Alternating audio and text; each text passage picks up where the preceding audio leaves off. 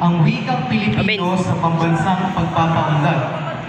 Sa paglalakbay ng Pilipinas tungo sa tunay na pag-unlad, hindi maikakaila ang mahalagang papel na ginagampanan ng wikang Filipino.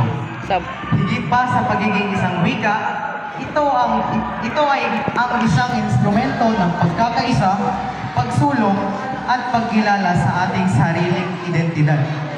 Ang pagpapaunlad ng bansa ay hindi magiging buo kung hindi isa sa alang-alang ang pagpapalaganap at pagpapayaman ng ating pambansang wika.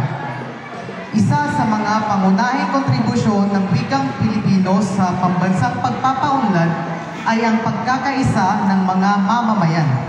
Sa gitna ng pagkakaiba-iba ng mga dialekto at wika sa iba't ibang panig ng bansa, ito ang nagiging daan upang magkaunawaan, makipagtalastasan at magtulungan ang bawat isa para sa ikaunlad ng bayan.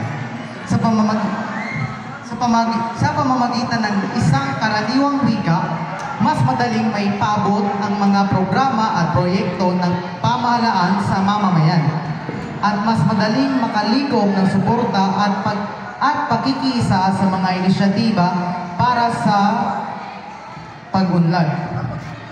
Ang wikang Filipino ay isang mahalagang instrumento sa pagpapaunlad ng bansa.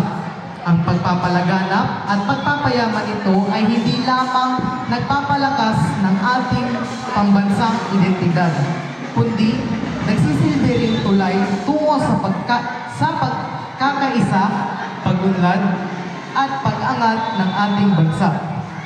Ang pagpapahalaga at paggamit nito sa lahat ng aspeto ng buhay ay isang hakbang tungo sa isang mas maunlad at matatag na Pilipinas.